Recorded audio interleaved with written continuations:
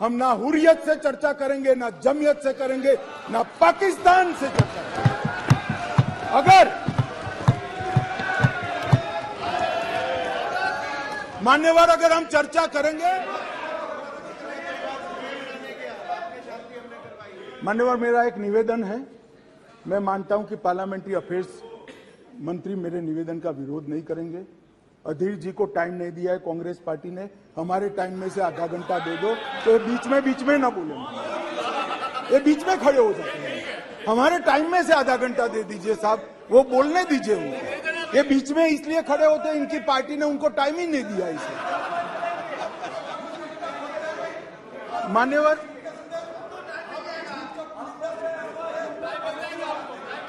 नहीं, कश्मीर तो सारी संसदीय समितियां गई है ना, कश्मीर देखा है ना सबने, माननीय गृह मंत्री जी। राजीव बाबू 10 मिनट दे देंगे, हमारा 10 मिनट दे देंगे, बैठो अभी।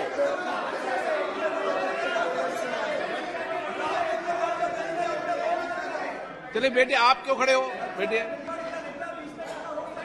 हाँ मान्यवर, कश्मीर के अंदर परिवर्तन लाने वाला युगांतकारी निर्णय इस देश के सम्माननीय प्रधानमंत्री नरेंद्र मोदी ने किया। जवाहरलाल नेहरू सरकार की एक भूल थी। धारा 370 5 अगस्त 2019 और 6 अगस्त को इस महान सदन ने धारा 370 को समाप्त किया। इसके साथ ही कश्मीर के अंदर से 2 झंडे चले गए, 2 संविधान खत्म हो गए और संपूर्ण रूप से कश्मीर का भारत के साथ जुड़ाव करने का काम इस देश के प्रधानमंत्री नरेंद्र मोदी। मान्यवर, इन्होंने, मैं अभी भी एक इनके ही प्रेरित एनजीओ की एक मीटिंग अभी हुई, रिपोर्ट मैंने देखी। क्या रिपोर्ट कहती है? हुर्रियत से चर्चा करो, जमयत से चर्चा करो, पाकिस्तान से चर्चा करो।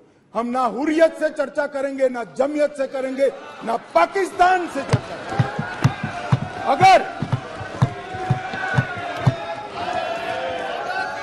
मान्यवर अगर हम चर्चा करेंगे तो घाटी के युवाओं से चर्चा करेंगे, वो हमारे अपने हैं, हम उनके साथ चर्चा करेंगे। मान्यवर, हुर्रियत पर हमने पाबंदी कर दी, जमायते इस्लामी पर कश्मीर में पाबंदी कर दी, आतंकवादियों के समर्थन को चुन चुन कर नौकरियों से हटाया। अब किसी भी आतंकवादी की मृत्यु का जनाजा नहीं निकलता है, क्योंकि जो जहां मारा जाता है वही दफन किया जाता है।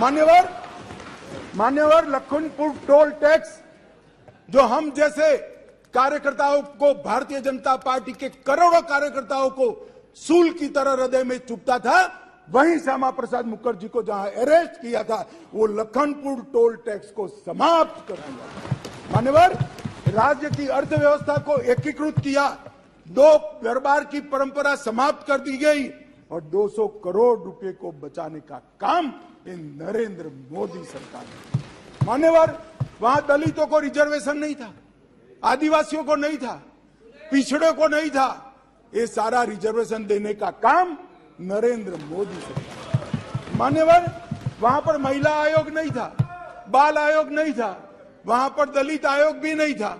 ये सारे आयोग बनाने का काम भारतीय जनता पार्टी की नरेंद्र मोदी सरकार।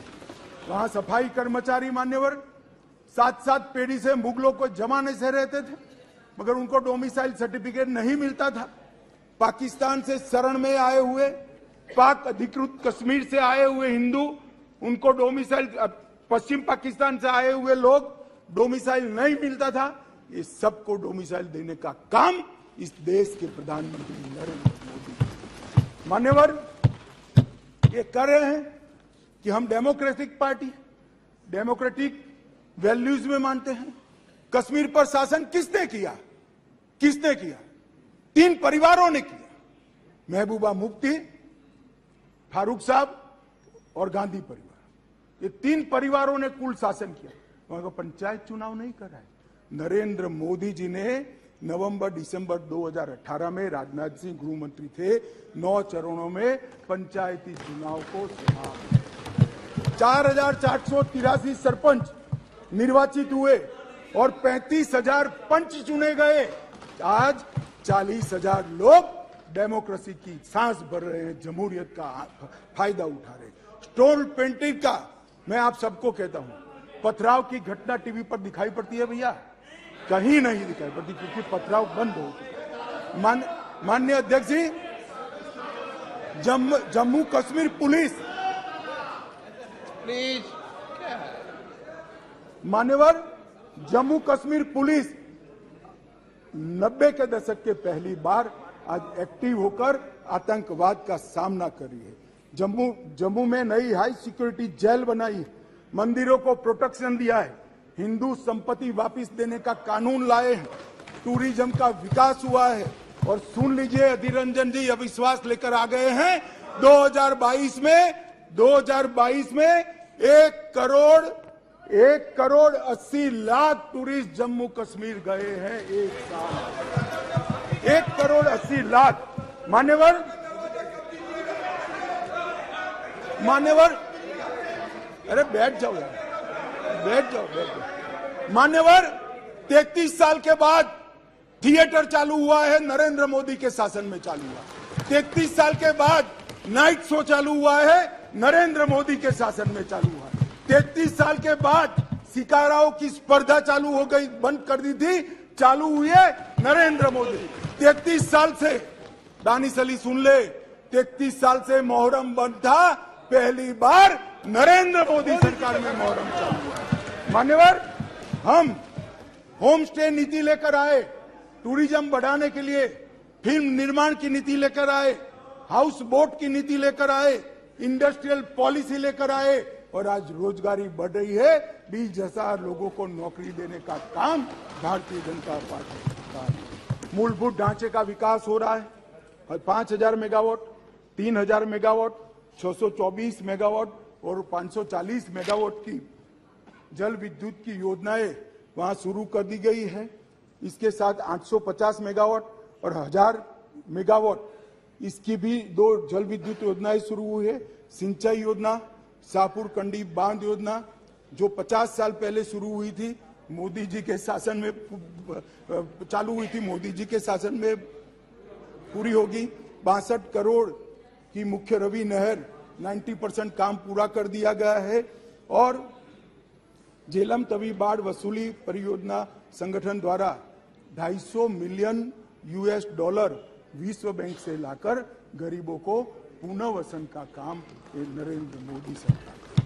श्रीनगर बारामूला रेल लिंक प्रगति पर है, उधमपुर बारामूला रेल लिंक प्रगति पर है।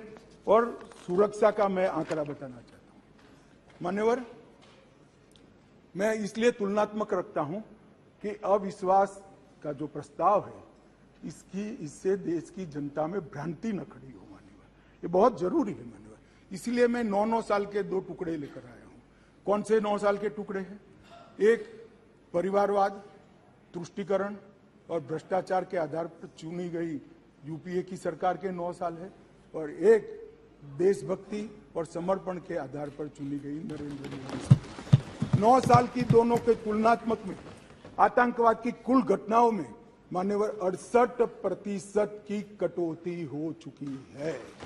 मान्यवर, कुल मौतें सिक्योरिटी और नागरिक की दोनों मिलाकर 72% की कमी हुई है, और नागरिकों की मौतों, सिर्फ नागरिकों की मौतों में 82% की कमी हुई है। मान्यवर, सिक्योरिटी फोर्स की मौतों में 56% कमी हुई है, और स्टोन पेल्टिंग करने की किसी की हिम्मत नहीं है। मान्यवर, इसी सदन में कहते थे जम्मू कश्मीर में धारा 370 हटाई तो खून की नदियां बह जाएगी, कंकड़ चलाने की हिम्मत नहीं है किसी की कंकड़ चलाने। ये नरेंद्र मोदी सरकार, और इसलिए मैं कहता हूं, आपको भले अविश्वास हो, जनता को तो